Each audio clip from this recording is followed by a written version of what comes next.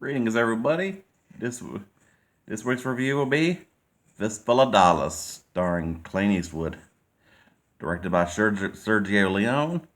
The the first out of the movie of the Dollars trilogy, with fist starting with Fistful of Dollars for a few dollars more, good, bad, and ugly. But today we'll just focus on the first one.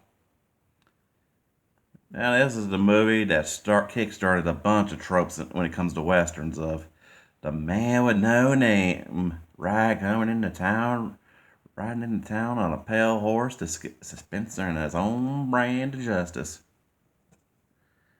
Oh, I admit that was a quote from Shoot 'Em Up, but yeah, yeah, I'm pretty sure my loyal followers have seen that review, so you already, so, but but you can tell how influential Fistful of Dollars was for for a cinematic masterpiece of the '60s, and the film that made Clint Eastwood a household name. Although of course he did have success in the series Rawhide, but this is got him from made him A list.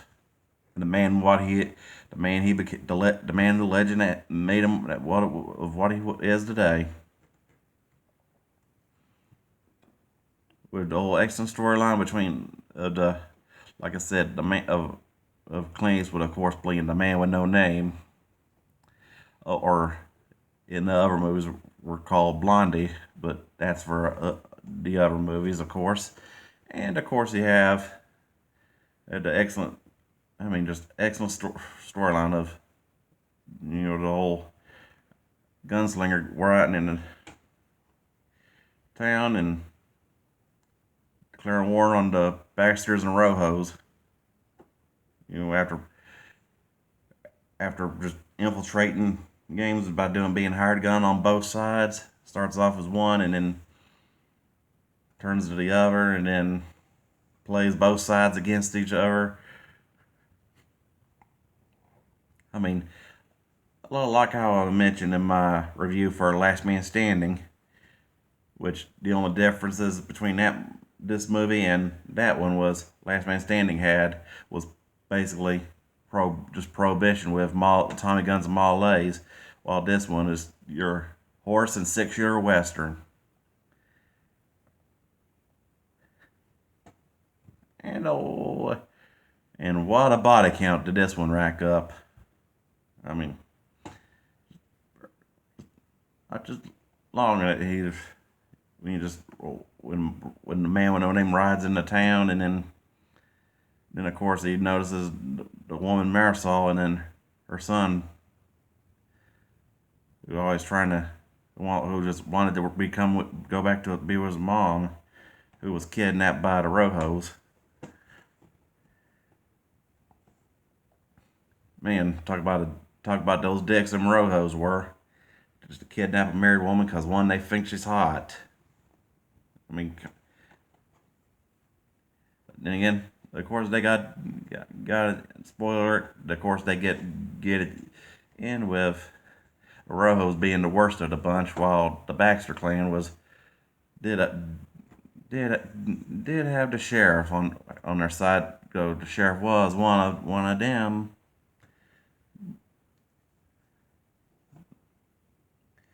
Excellent when it, and you could tell at the beginning where this dead body just riding into town riding out of town, and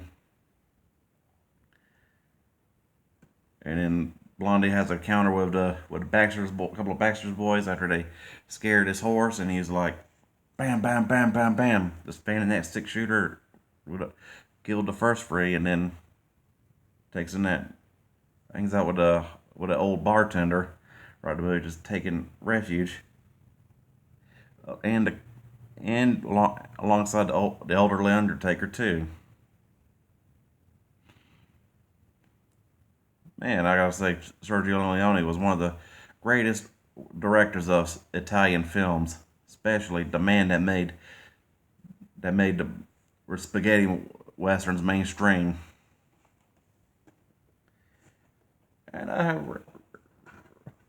read that, or prior to this review, I was that well, you only also considered either Charles Bronson or Coburn, but Coburn wanted too much money, and well, I'll explain that whenever I get around to explain Dill Bronson. Whenever I get the day when Once Upon a Time in the West review comes around.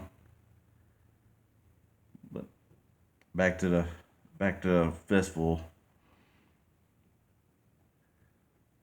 and talk about some despicable baddies in that one, especially in that old one scene where Rose just surprise attacked the old Mexican soldiers by dressing up as Yankees,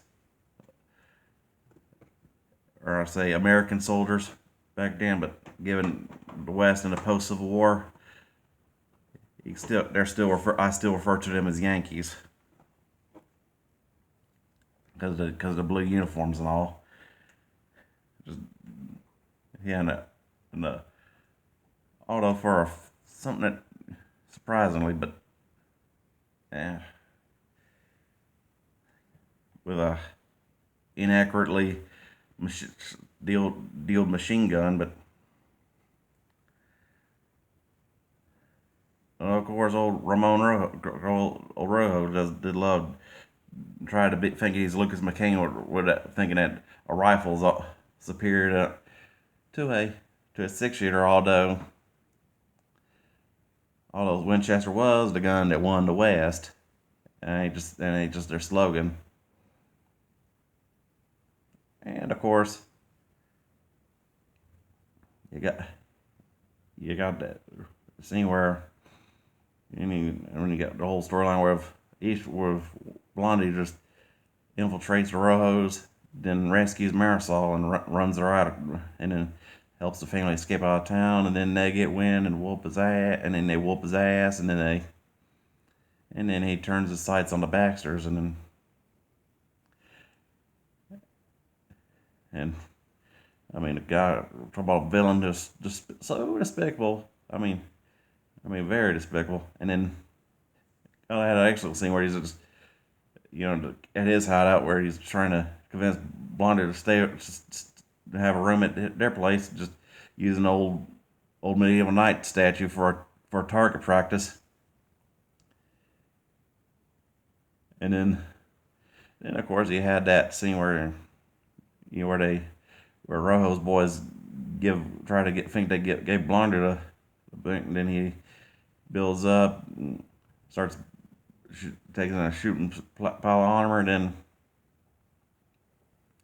then starts playing Baxters and the Rojos, like I said, Rojos against each other, and woo and just like in just played until they all got killed off, and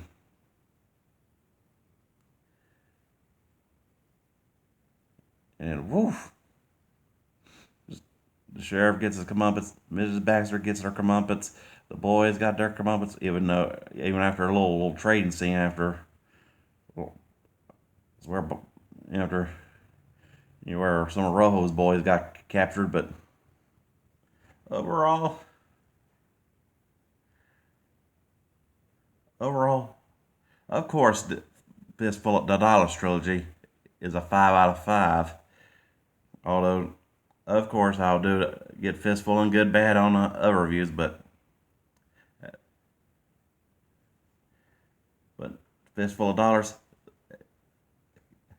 of course, I just already said the 5 out of 5, and of its excellent masterpiece.